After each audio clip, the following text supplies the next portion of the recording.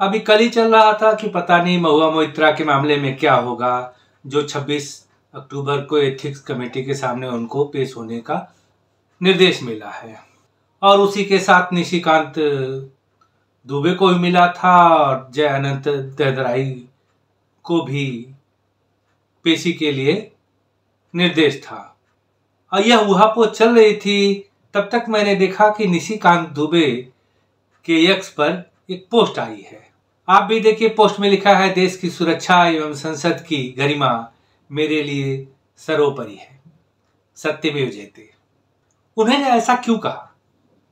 नमस्कार, आप देख रहे हैं अपनी बात अनिल के साथ। महुआ मोइत्रा ने निशिकांत दुबे, वकील जयानंद दहदराई और कुछ मीडिया संस्थानों के ऊपर मानहानि का केस फाइल किया था 17 अक्टूबर को। और कल 19 अक्टूबर को दर्शन हीरानंदानी ने एक शपथ पत्र में कबूल किया कि महुआ मोइत्रा ने उन्हें संसद का लॉगिन आईडी और पासवर्ड दिया था। यहीं पर खेल हो गया। आगे कहते हैं कि संसद में पूछे जाने वाले प्रश्न मैंने ही संसद की वेबसाइट पर अपलोड किए थे। और आगे बताते हैं कि मैंने अदानी ग्रुप को टारगेट करने के लिए सवाल भेजे थे और अपुष्ट जानकारियों के आधार पर मैं सवाल पोस्ट करता था। यहाँ मैं बता दूं कि संसद पर जो जवाब दिए जाते हैं बिल्कुल सटीक होते हैं, इसलिए कहीं कोई दुविधा होती है तो संसद में प्रश्न पूछने पर वह साफ हो जाता है। और सवाल पूछना सांसद का अधिकार है और उसी सांसद के अधिकार का नाजायज फायदा दर्शन हीरानंदानी ने उठा लिया। जैसे मैं उदाहरण के लिए बता दूं कि संसद में सवाल पूछा गया था कि सरकार के कार्यकाल में कितने एम्स बने हैं। वैसे सरकार हमेशा कहती है कि हमने 15 एम्स बनाए, 22 एम्स बनाए, लेकिन जब सवाल का उत्तर देना पड़ा तो सरकार की तरफ से जवाब आया कि हमने इस सरकार के समय में कोई एम्स नहीं बनाया है। आगे उन्होंने किंतु परंतु मगर कुछ भी नहीं जोड़ा। जैसा सटीक सवाल था, जितना सधा हुआ उतना ही सधा हुआ सीमित उत्तर था। अब इस उत्तर को लेकर के विपक्ष ने सरकार के ऊपर हमला भी किया था। सच्चाई इससे कुछ अलग मिली जुली है कि अब तक 22 एम्स की घोषणा की है, जिसमें 15 पर काम चल रहा है और कुछ तो पूरा भी होने वाला है। लेकिन संसद में जितना सवाल था उतना ही जवाब देना था कि कोई बना हुआ नहीं था उस समय। महुआ मोइत्रा के इसी अधिकार का फायदा उठा रहे थे दर्शन हीरानंदानी। हीरानंदानी आगे बताते हैं कि महुआ मोइत्रा राजनीति में तेजी से तरक्की करने के इरादे से प्रधानमंत्री नरेंद्र मोदी को निशाना बनाना चाहती थी और इसी वजह से उन्होंने अदानी को टारगेट किया। हीरानंदानी ने बताया कि पीएम और अदानी को टारगेट करने के लिए महुआ लगातार कांग्रेस के पूर्व अध्यक्ष राहुल गांधी के भी संपर्क में थी। यहां मैं बता दूं कि निशिकांत दुबे ने बताया है कि उन्होंने तेज तर्रार नेता का जो खिताब मिला ना, वो तेज तर्रार नेता वाला खिताब चाहती थी, लेकिन किस तरह से? वही नेता है तो नैतिकता तो छोड़ ही देता है। अब महुआ मोइत्रा और राहुल के संपर्क का सबूत कैसे मिलेगा यह कहना मुश्किल है, लेकिन दोनों के सवाल और सरकार पे आक्रमण का तरीका अगर देखें तो विषय एक ही हुआ करता था। सबूत मिले या न मिले, लेकिन सच तो सबको पता चल ही गया है। अब हीरानंदानी समूह के सीईओ दर्शन हीरानंदानी ने दावा किया कि इस काम में महुआ मोइत्रा की मदद सुचेता दलाल, शार्दुल श्राफ और पल्लवी श्राफ कर रहे थे। इनके अलावा महुआ की मदद कांग्रेस के नेता शशि थरूर और पिनाकी मिश्रा ने भी की। दर्शन हीरानंदानी के मुताबिक महुआ ने इस काम में विदेशी पत्रकारों से भी सहायता ली।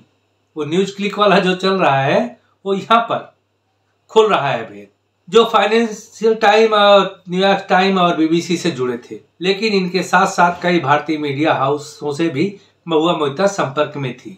सुचेता दलाल ने महुआ मोइत्रा को जानने से साफ साफ इनकार कर दिया। आप उनका ट्वीट देख सकते हैं।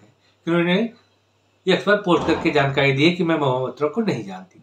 दर्शन हीरानंदानी के हलफनामे में कहा है कि मैं उम्मीद कर रहा था कि महुआ मोइत्रा का साथ देने से मुझे विपक्षी पार्टियों के सरकार जहां पर है उन राज्यों में मदद मिलेगी, इसलिए मैं महुआ मोइत्रा को महंगे तोहफे भी दिया करता था। मैंने महुआ के सरकारी आवास की मरम्मत भी कराई और मैं महुआ की यात्राओं और छुट्टियों का खर्च भी उठाता था। तो अगर मुफ्त में कोई खर्च उठाता है तो मेरा भी उठा लो भाई, लेकिन उसके बदले कोई गद्दारी करनी है तो माफ करना दूर रहो। अब आप देख रहे हैं कि पैरा 9, 10, 11 और आगे 12 है, इन सब में क्या कहा है हीरानंदानी ने। ये तमाम जो आरोप लगाए गए हैं, हीरानंदानी के इस खुलासे के आने के बाद महुआ मोइत्रा का बेचैन होना लाजमी था और उस बेचैनी में उन्होंने कल रात को ही एक प्रेस रिलीज जारी की। उस पर तारीख भी आप देख सकते हैं, 19 अक्टूबर पड़ी हुई है। वो आरोप लगा रही कि जब किसी ने हीरानंदानी को बुलाया ही नहीं तो उन्होंने किसको स्टेटमेंट दिया। इस स्टेटमेंट पर कोई मुहर नहीं है, एक साधारण पेपर पर लिखा गया है, किसी ऑफिस का लेटर हेड प्रयोग नहीं किया गया है और एक जाना माना व्यापारी शिक्षित व्यक्ति सफेद पेपर पर तभी स्टेटमेंट दे सकता है जबकि उससे कनपट्टी पे बंदूक लगाई गई हो। इस साथ ये कहना चाहती हैं कि हीरानंदानी से यह जो बयान लिया गया है उनकी कनपट्टी पे गन रख करके लिया गया है। निशिकांत दुबे जी ने 15 अक्टूबर को अश्विनी वैष्णव को भी एक पत्र लिखा था जिसको आप देख रहे हैं कि महुआ मोइत्रा के लॉगिन के आईपी एड्रेस को चेक किया जाए, उसकी जांच की जाए। अब वो कहां से लॉगिन हुआ है सब पता चल जाएगा। अब अगर उनके आईपी एड्रेस की चेकिंग होती है तो हीरानंदानी को झूठ बताने वाली महुआ की बातों की पुष्टि हो जाएगी। यदि हीरानंदानी के आईपी एड्रेस से लॉगिन हुआ है महुआ का अकाउंट तो इसका मतलब साफ है कि उन्होंने हीरानंदानी को अपना यूजर आईडी और पासवर्ड दिया था, जो कि एक अपराध है। अब सुनने में आ रहा है कि महुआ मोइत्रा कह रही हैं कि मेरा लॉगिन क्यों चेक करेंगे, सभी सांसदों का लॉगिन चेक करो। मैडम जी आप ही बता दो किस किस का चेक करना है। सही बात है कि शायद हमेशा सांसद अपने आप को खुद लॉगिन न करते हो, यह संभावनाएं हैं। अपने ऑफिशियल्स का सहारा लेते होंगे।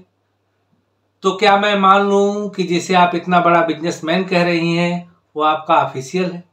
अभी आप जोक बता रही थी उस हीरानंदानी के बयान को और आपकी प्रेस रिलीज ही खुद एक जोक सी लग रही है।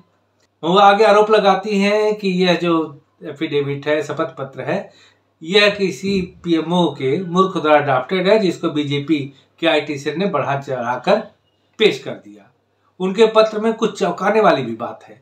वो मान रही हैं कि हीरानंदानी से गिफ्ट उन्होंने लिया है, लेकिन वह कह रहे हैं कि हीरानंदानी उन्हें नाराज नहीं करना चाहते थे, यानी उनके प्रभाव के डर से हीरानंदानी उन्हें गिफ्ट देते थे। हीरानंदानी अब सरकारी गवाह बन चुके हैं। इससे आने वाले दिनों में महुआ के ऊपर आफतों का पहाड़ गिरने वाला है।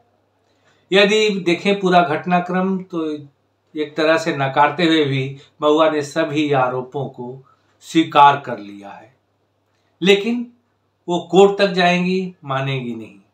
अब मामला धीरे धीरे कोर्ट में जाने से पहले ही साफ हो रहा है और उम्मीद है इस मामले में कोर्ट जल्दबाजी में कोई फैसला सुनाने वाली नहीं है।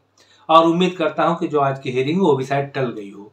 नहीं टली है तो फैसला तो कोई आने वाला नहीं है और ऐसी कोई बात भी नहीं है। डिफेमेशन केस है, वो आगे बढ़ता चला जाएगा, तो कोई बहुत ज्यादा मायने नहीं रखता है। तो एक बात बताइए, क्या आपने वीडियो को लाइक कर दिया है, शेयर कर दिया है? नहीं, अभी लाइक करिए, शेयर करिए, चैनल को सब्सक्राइब करिए अगर अभी तक नहीं किया है तो। अगली वीडियो मिलने से पहले आप सबके प्रति आभार व्यक्त कर दूं कि आप लोग बहुत प्यार दे रहे हैं, दुलार दे रहे हैं अपना। इसके लिए मैं आप सबका दिल से आभारी हूँ। अभी के लिए इतना ही, मिलेंगे फिर अगली वीडियो में। तब तक के लिए नमस्कार, जय हिंद।